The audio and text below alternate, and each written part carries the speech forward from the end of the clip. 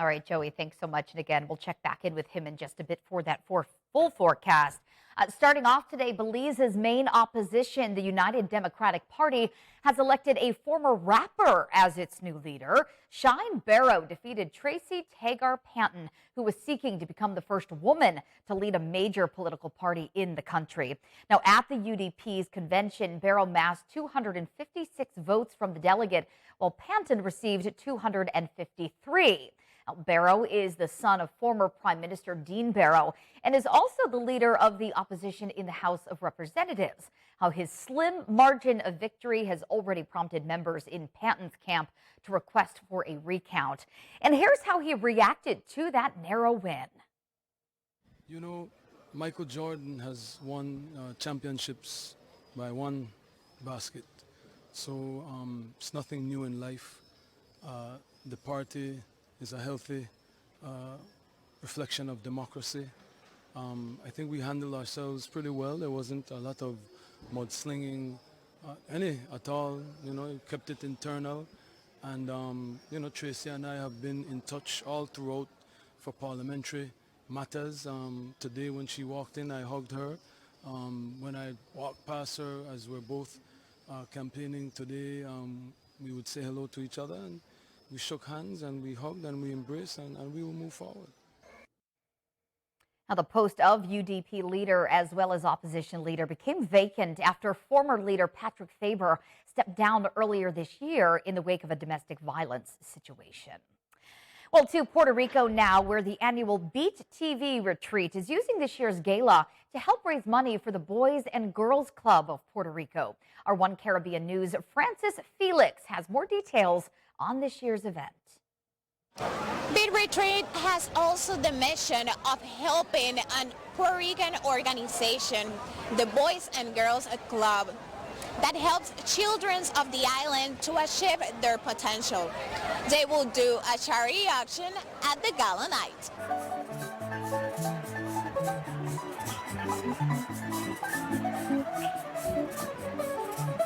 You know, the Beat Retreat, as I said, this is my second one, and it's really an unparalleled opportunity to talk to the publishers, the agencies, the ad tech partners, the measurement partners, and hear all sides of the discussion.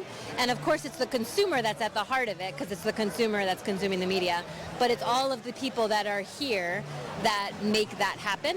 And it's an important place to be at the center of it and part of that discussion and evolution. Tell us about this great news for Boys and Girls Club in Puerto Rico.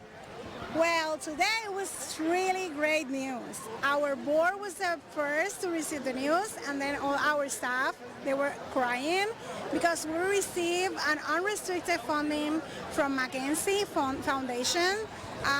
You know, she used to be the wife of the owner of Amazon. She gave us $281 million to BGCA, Boys and Girls Club of America, and she gave Puerto Rico $6.8 million today, unrestricted funding for all our programs, construction, improvement in the programs. So we are super excited. We have 3 pillars in our programs. We have education, we have social, and we have economic. So we support our kids with tutoring. Since they left they left school at 3 p.m. until 8 p.m. And we provide food program, we provide mental health, trauma, helping, advocacy, and we provide help them to go to college, to assist them, through that stage. And if they want to build a business, we train them to do that too. Also, this event, Beat Retreat San Juan, has been helping Boys and Girls Club. How you feel to be here, to be part, and make this great alliance?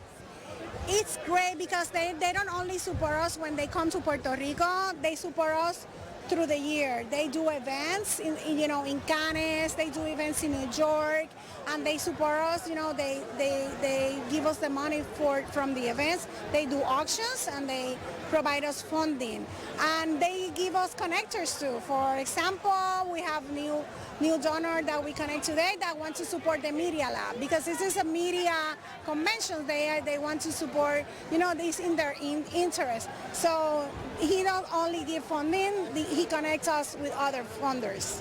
So Andy is great.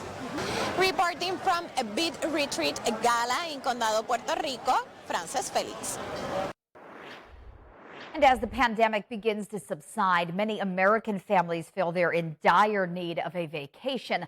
But just as coronavirus restrictions are lifting, now travel prices are increasing. But will that stop people from hitting the road or the skies? Natasha Chen reports. We were just going to come and blow it out. For families who haven't traveled much in the last 2 to 3 years, It's given me time to save up and to get organized and budgeted. they're determined to take a trip in spite of the sticker shock. From here in California, where tourists are paying some of the highest gas prices in the nation, To higher airfares due to unprecedented demand, to higher hotel rates like here in Miami Beach, where the average price is more than $500 a night. On the travel website Kayak, recent searches show the average price of domestic flights to Panama City, Florida, for example, is $494. In March of 2019, that would have averaged just over $300. The Kabara family flew from Milwaukee, Wisconsin to Los Angeles. Once we got out here, we realized that things are very expensive right now.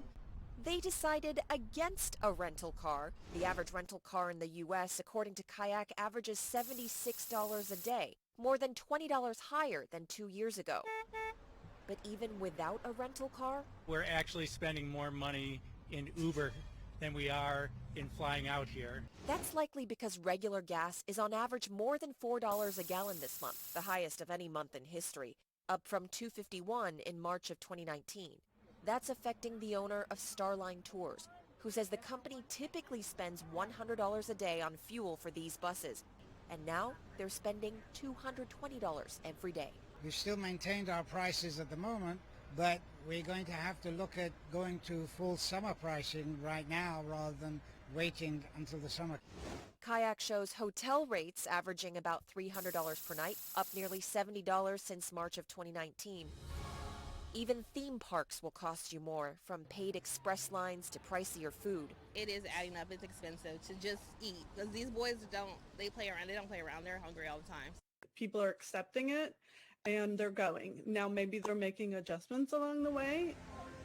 While the cheapest single-day Disney tickets stayed the same price since 2019, there are now fewer days priced at value season.